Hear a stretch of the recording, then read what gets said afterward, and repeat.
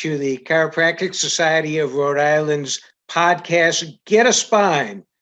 And with me today is a wonderful medical doctor from the Providence area, Dr. Mariah Stump. And rather than me give her background, I'm going to go to her to give her background. So, Dr. Mariah, please introduce yourself. Sounds good. Well, thanks for having me on, Michael.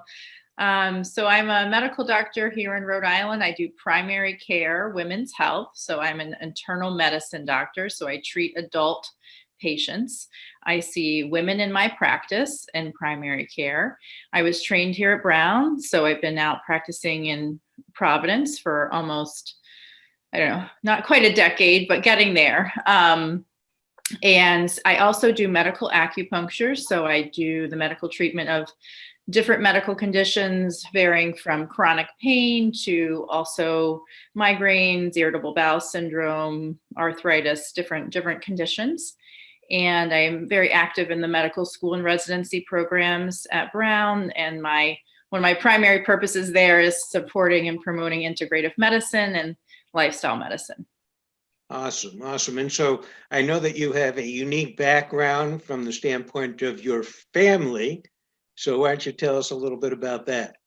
Sure. So I was, I guess, privileged or honored enough to sort of grow up in a household who had a very unique perspective on health, in the sense that both my parents are chiropractors and acupuncturists. My dad trained in China back in the, I want to say, early 70s, mid 70s, and brought acupuncture back to Delaware, which there was really none of that going on in lower Delaware where they practiced. And so they started sort of a health food center and everything. So they were a little ahead of their time. And so it was really quite interesting growing up in that from that framework. But through that, I've gained quite a unique perspective that integrative health is really the way to go. So when thinking of, I've always known I wanted to do health. And so I think everyone's like, well, why did you become an MD if both your parents are chiropractors? But they really influenced me to know that the true, I think, integration of the two is really the future of medicine. So that answered two of my questions, actually. Right? You took them right from me, but I really appreciate, again, the fact that you are so dedicated to the concept of integration and wellness. It's a breath of fresh air.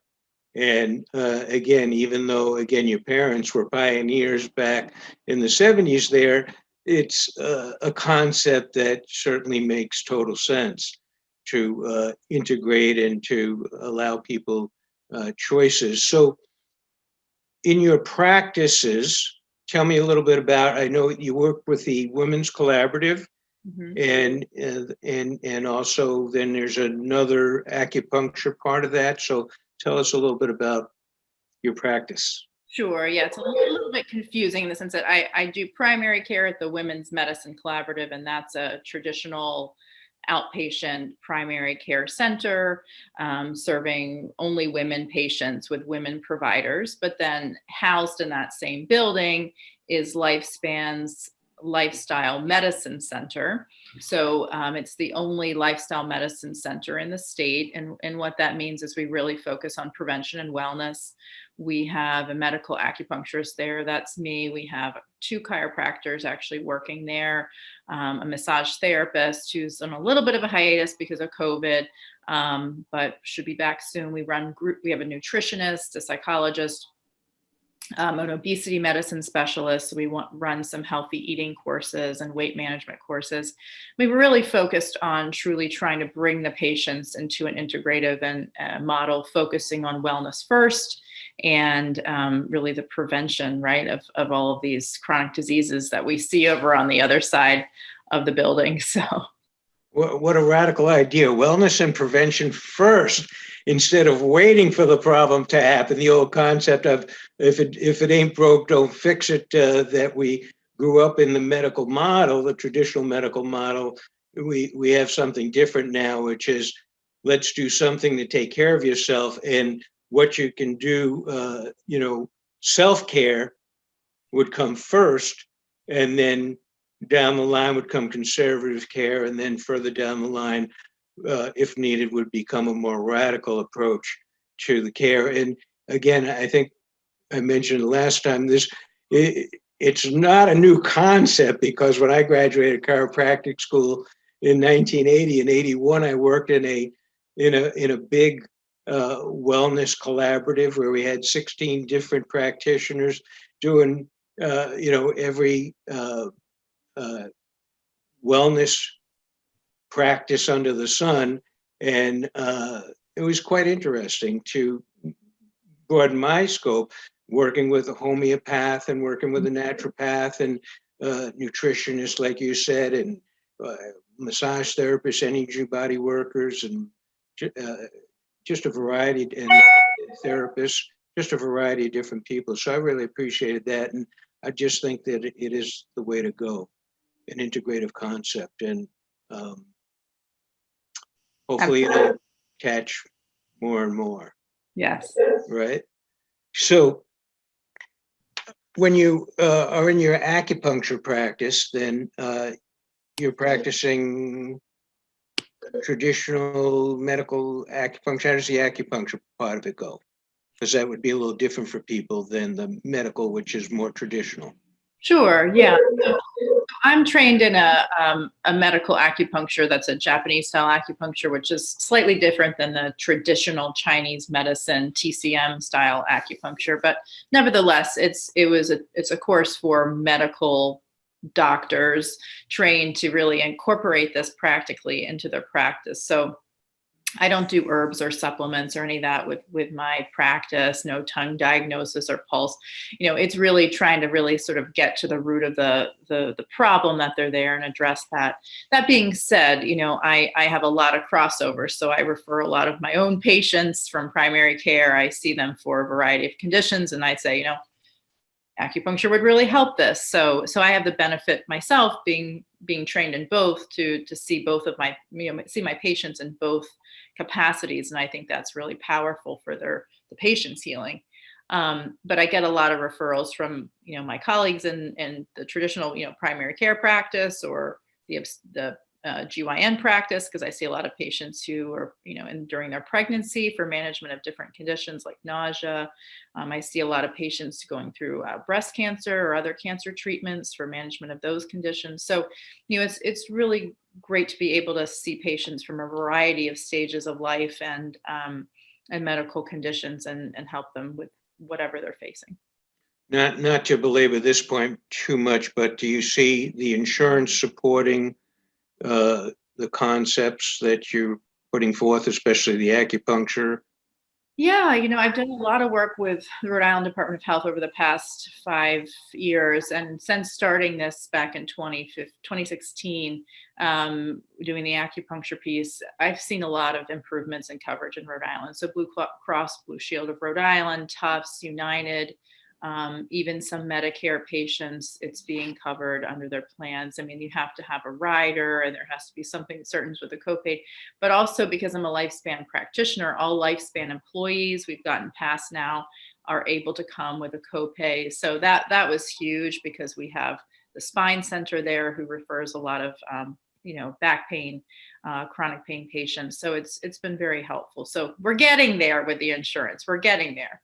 Cool. And again, the fact that you are a medical doc and acupuncturist and you're working in a traditional model, but also in a non-traditional model, allows you to bridge the gap and certainly support the movement towards change in the models out there.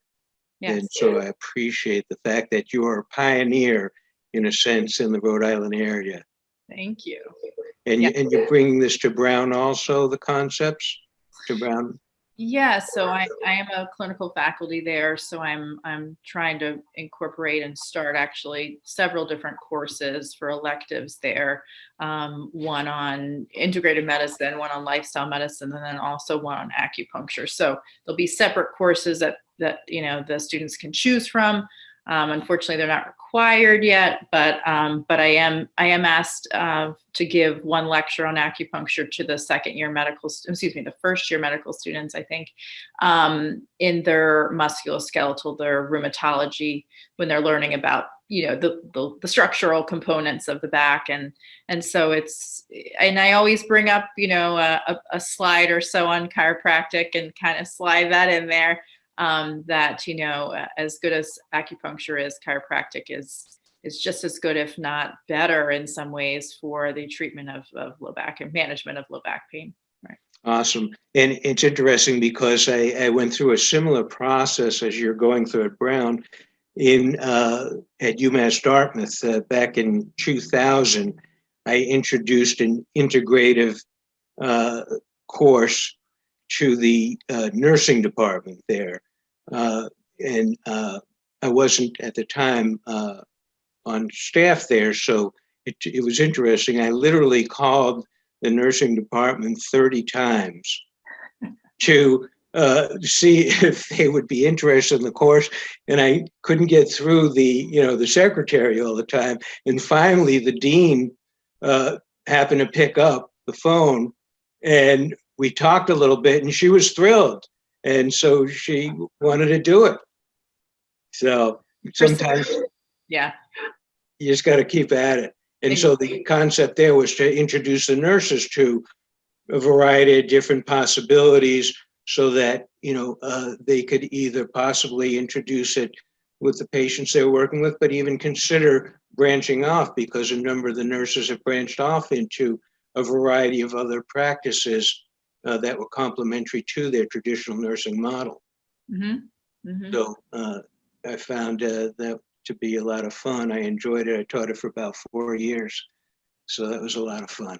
So we've talked a bit about, I guess, our concepts. The both of us are in sync on that. Do you have more thoughts maybe about how you see the future of healthcare going in this country? Sure. Yeah, absolutely. I think, we are right now in this sick model of care versus health care. So we're really in rather than healthcare system, a sick care system where we really treat patients after the fact. And that's really what our education and from the medical standpoint focuses on. It's how to treat patients, after the fact and of all of these things. But yet we're in an epidemic of so many chronic diseases, diabetes, obesity, hypertension, hyperlipidemia, high lipids. So, all of this really, if you look at the root cause of all of this, can truly, for many of them, be prevented through a good lifestyle. So good diet, moving our bodies, reducing our stress, having good support and emotional connections, reducing anxiety, depression. So all of these can really help. And so, I really truly believe that we need to reverse that, as you said at the beginning, reverse that model into the most invasive, most medication, down the other end of the spectrum, where we're really helping patients really focus on the foundation, so focus on the roots of the problem. And I see, you may be asking this next, but I really see chiropractic playing such a vital role in this, because it is truly a wellness practice. And if we could get patients and keep them out of the emergency room, keep them, from utilizing urgent care, see them before they come to their primary care providers, having been out of work for 4 or 6 weeks because of back pain, we could really decrease the stress on the medical system, or healthcare system rather. Absolutely. And I do appreciate that concept. Again, we definitely talk about wellness concept versus this health concept. It should be, health, we're healthcare practitioners. And yet, again, the traditional model, and if you want to be in the insurance programs, you have to, diagnose, and it has to be about sickness. Even though we might want to, steer the focus to wellness, which certainly makes sense. One of the things that we didn't talk about real quickly, we can just talk a little bit about how the pandemic has influenced your practice in different ways. Sure. Well, it's definitely definitely a emotional toll, I think, on any frontline workers. It's really been it's been going on a year now, so it's been a long haul or marathon, I think, for those of us seeing patients face to face. We've had to move a lot to telemedicine just to kind of keep with safety precautions.